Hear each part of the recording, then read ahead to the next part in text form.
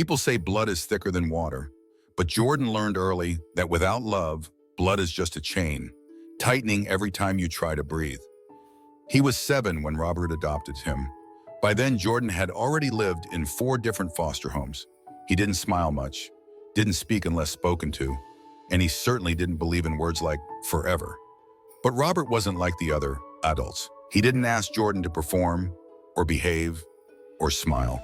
He just handed him a peanut butter sandwich, wiped the dirt off his hands, and said gently, "You hungry, son?"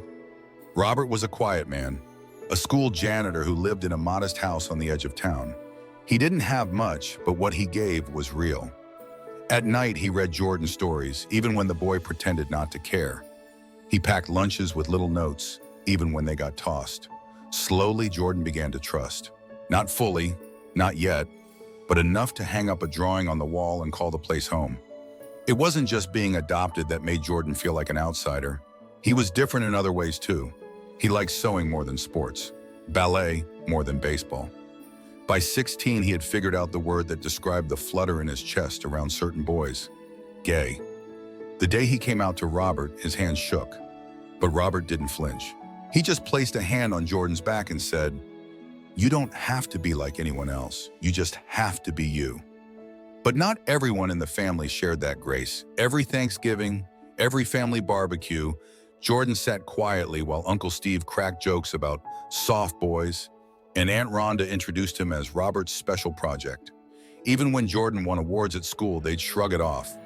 "Good for you, kid, but it's not like you've got real parents." Robert never defended him. Not once. He'd just say later, "They don't mean it like that. Let it go." So Jordan let it go for years, until the day he saw the text.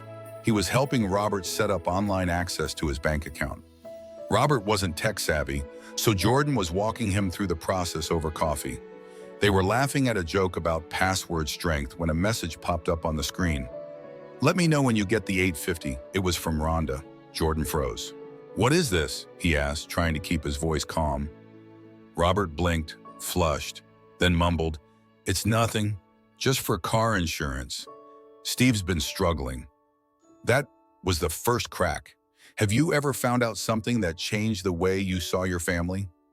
Stay with this story, because what Jordan's about to uncover isn't just about money. It's about who truly deserves to be called family. Jordan didn't sleep that night. He kept replaying the message in his mind, the way his father flinched when he asked about it. That wasn't just car insurance. It was a pattern, a story he hadn't been told, and now Jordan needed answers. The next morning, he returned to Robert's house, not with anger, but with a folder full of printed statements, loan documents, and screenshots. It had taken him only a few hours to piece together what had been happening for years. Thousands of dollars had been sent to Steve and Rhonda, sometimes marked as gift, sometimes medical, sometimes just cash. The money wasn't coming from savings. It was from the equity in the house. Robert had taken out a line of credit against his mortgage, and he was barely paying it back. Jordan laid the papers on the kitchen table. "Dad," he said quietly, "this isn't just about one payment. You've given them over $40,000 in the past 3 years. And you're still paying off a house you should have retired in already." Robert stared at the papers like they were in another language. He didn't deny it. He didn't even try to explain it. He just shook his head slowly and said, "They need help, Jordan.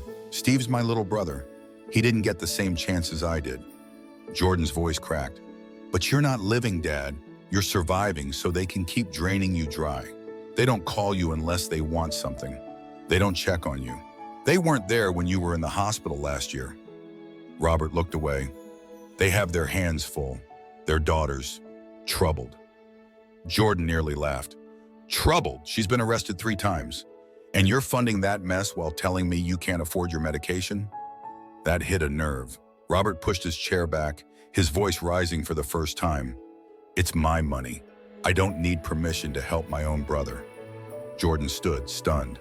"You're right. You don't need permission. But don't ask me to stand by while you let them ruin you." The silence that followed was thick. Jordan could feel his heart pounding in his chest. Then, without another word, he walked out.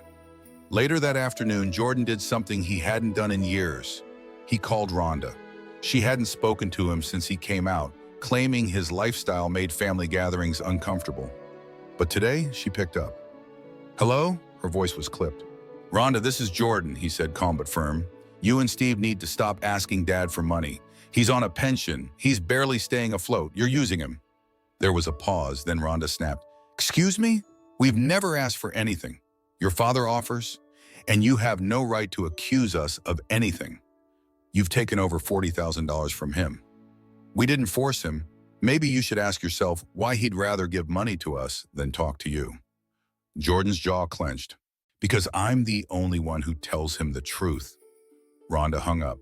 10 minutes later, she called Robert and twisted the story, telling him Jordan had attacked her over the phone. Jordan didn't hear it firsthand, but he saw the aftermath. His father called, voice low, exhausted.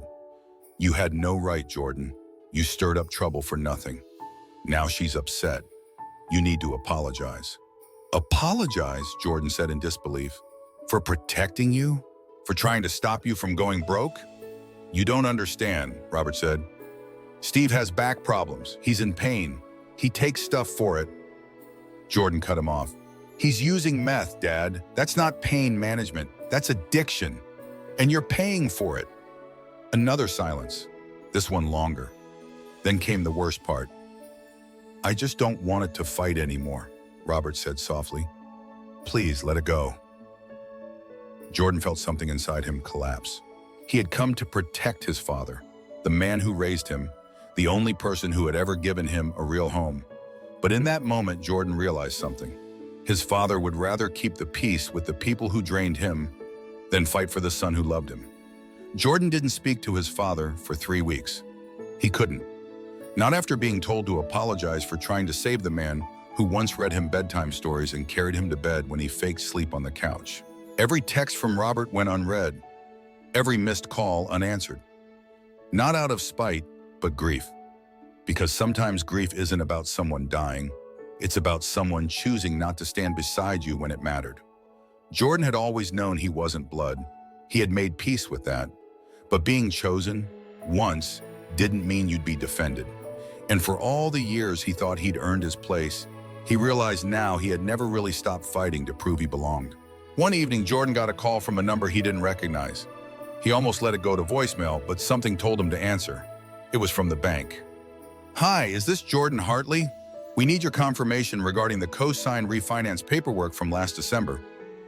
Jordan blinked. "I'm sorry, what paperwork?" The voice on the other end hesitated. "You were listed as co-signer on Mr. Robert Hartley's refinancing loan. The documents were submitted with your name, date of birth, and a digital signature." Jordan's heart dropped. "I never signed anything." Within hours, Jordan was sitting across from a mortgage officer with the printed copy of the loan file. And there it was, his name, his information, a forged digital signature. The loan had been used to pay off mounting credit card debt, none of which belonged to Robert. "They used his house like an ATM," the officer muttered under her breath. "And now it's bleeding equity." Jordan's hands shook as he flipped through the pages. "Can you tell me who authorized the withdrawal?" The officer hesitated. "Mr. Hartley listed his brother, Steve, as a financial delegate with verbal approval." Jordan leaned back in his chair. The air felt too thin. It wasn't just financial abuse anymore. It was fraud. And somehow his father had let it happen. Later that night, Jordan found himself walking through the neighborhood where he'd grown up. The streets looked the same, but everything else had changed. He passed the corner where he first kissed a boy behind the 7-Eleven, hiding like it was a crime. He passed the park where Steve once said, "Real men don't crawl," after pushing him down in front of his cousins. He even passed the old church where Aunt Rhonda whispered prayers against unnatural spirits, right after hugging him in front of others. He thought he'd moved past it, but trauma has a way of curling up in quiet corners, waiting. The next morning, Jordan returned to his father's house. He didn't knock. He used his spare key. Robert was sitting in the living room, television off, remote untouched. A half-finished sandwich sat on a napkin by his side. "You forged my name," Jordan said. No greetings, no pleasantries. Robert looked up. His face was pale, older somehow. "I didn't. Steve said he'd take care of it. He said, 'Dad, stop. You let him sign for me. You gave him access. I didn't mean to hurt you, Robert whispered. But you did. Jordan sat down across from him. And you let it happen. Because you were too afraid to lose them, even if it meant losing me. Robert looked like he wanted to say something, but no words came out. Just a sigh, just silence. Jordan stared at him. When you adopted me, you told me I was your son, that I mattered, that I belonged. You do. No, Jordan said, shaking his head. I'm the one who packs your pills when you forget. I'm the one who drives you to your appointments. I'm the one who shows up, and still you picked people who don't even show up on your birthday. Robert's eyes filled with tears, but Jordan didn't stop. You let a man who called me a disgrace sign my name. For money. And the worst part? I don't think you even realize it was wrong. Robert whispered, I just wanted to keep the family together. Jordan stood. Then you should have protected the only part of your family that ever protected you. He walked out before Robert could respond. Jordan had spent most of his life trying not to be too much, too emotional, too opinionated, too visible, being adopted, being gay, being anything other than what the family could box up and explain. It had always meant walking a tightrope, but not anymore. The morning after confronting Robert, Jordan filed a legal affidavit of forgery. He contacted a lawyer specializing in elder financial abuse and submitted every document he'd gathered, the bank statements, the co-signature, the loan tied to his name. He even included screenshots of the text messages from Rhonda and Steve. And then, for the first time in his life, he posted about it. Not for attention, not for revenge, but because secrets had allowed this rot to grow. And Jordan was done letting silence protect the wrong people. My father is being financially drained by his own family. His brother and sister-in-law have taken tens of thousands of dollars, including loans in my name that I never signed. I'm the adopted gay son they never accepted, but I'm the only one still showing up. I'm not ashamed anymore. I'm angry, and I'm done pretending this isn't abuse just because they share a last name. The post went viral in their small community. Friends, former neighbors, even old classmates shared stories of how Steve and Rhonda had borrowed money and ghosted them. One woman said her late father had lost his car because of a favor he co-signed for Steve. Another shared that their daughter had been bullied by Steve's kid in high school, the same daughter who'd ended up in juvenile detention. But not everyone was supportive. A few family members messaged Jordan directly. You didn't need to air family business like that. You're just bitter because you're not blood. Your dad made his choices. Let it go. Let it go. Those 3 words echoed in Jordan's mind like a slap. That's what his dad had said. That's what everyone said. Every time he raised his voice, every time he asked to be seen, not this time. When Steve and Rhonda found out what Jordan had done, they showed up. Not quietly, not respectfully. They came to Robert's house, banged on the door, and shouted accusations through the window. You let that boy ruin us. Everything we did was with permission. He's not even your real kid. Jordan had been inside. He didn't hide. He opened the front door and stepped out.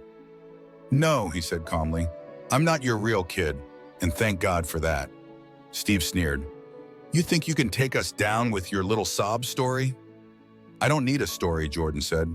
I have documents, I have recordings, and now I have an attorney, Rhonda laughed bitterly.